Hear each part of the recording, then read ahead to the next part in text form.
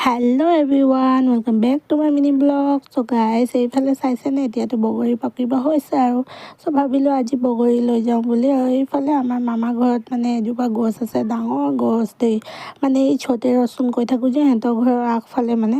চ' বহুত বগৰী লাগি আছিলে আৰু বহুত মানুহে আহি আহি লৈ লৈ গৈছে আৰু দেই, মানে গছজোপা আজি কাটি দিম বুলি কৈছে আৰু। চ' এইফালে আমাৰ পেহী, মই, ৰচন আৰু ভাইটিহঁতি মানে মিলি আৰু পূৰা বগৰী এইফালে পাৰি আৰু বুটলিছোঁ। এইফালে চাইছেনে। তাৰপিছত গাইজ আমাৰ আয়নজো আহি গ'ল মাক মানে মোক হেল্প কৰিবলৈ।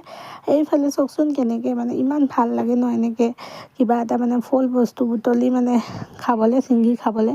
আৰু এইফালে বাল্টি এটা লৈ আহি গৈছোঁ মই, আৰু এইফালে আমাৰ আয়নজো উঠাইছে আৰু পূৰা আনি আনি মোৰ মানে বাল্টিত মানে সোমাইছে আৰু দেই, ধুনীয়াকৈ মানে বুটলি দিছে আৰু মোক। চ' আচাৰ বনাম আৰু এইফালে চাইছেনে। চ' গাইজ এইফালে আহি মানে ৰচনে ধুই দিছে ধুনীয়াকৈ, কৈছে বৌ মই ভিডিঅ' বনোৱা মোক, মই ধুই দিম বুলি কৈছে। আৰু এইফালে মই তাক মানে ভিডিঅ' বনাই আছোঁ।